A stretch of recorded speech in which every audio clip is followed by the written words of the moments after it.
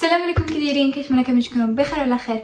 اليوم الفيديو غادي يكون على كيفاش كيتم التحكم بالشعوب بلا ما يحسوا. من زمان والناس كيقولوا بان الحريه حق طبيعي، ولكن الحقيقه قليل اللي كيعرفها. هي ان الحريه ماشي دائما حقيقيه. بزاف ديال المرات الحريه كتكون غير احساس، الاحساس كيعطيه ليك شي طرف قوي باش تبقى هادئ مطيع وما تطرح حتى اي سؤال. اليوم السيطره ما بقاتش بالسلاح ولا بالقوه ولا ايضا بالخوف، بقات بطريقه مخيفه. تحكم بلا ما تحس، التحكم اللي كيتم بفكره، بالمعلومه وبالعاده وبالانتباه ديالك.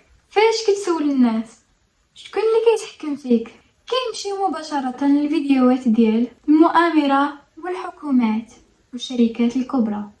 ولكن الحقيقة التحكم الحقيقي اليوم كيجي من أشياء تافهة وبسيطة، ولكن التأثير ديالها كبير. أول طريقة للتحكم في الشعوب هي الانتباه. اليوم ما بقاش عندك حرية تختار تبغي شنو تشوف، اللي كيبغي يوصلك هو اللي كيوصل.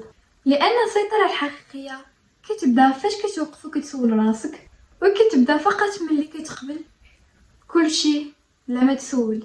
وانت هل فعلا كتعيش بحريه ولا غير كتعيش شعور ديال الحريه؟ هذا كان فيديو ديال اليوم، كنتمنى انه يكون عجبكم. ما تنساوش معكم لايك وسبسكرايب في القناه باش يصلكم كل جديد.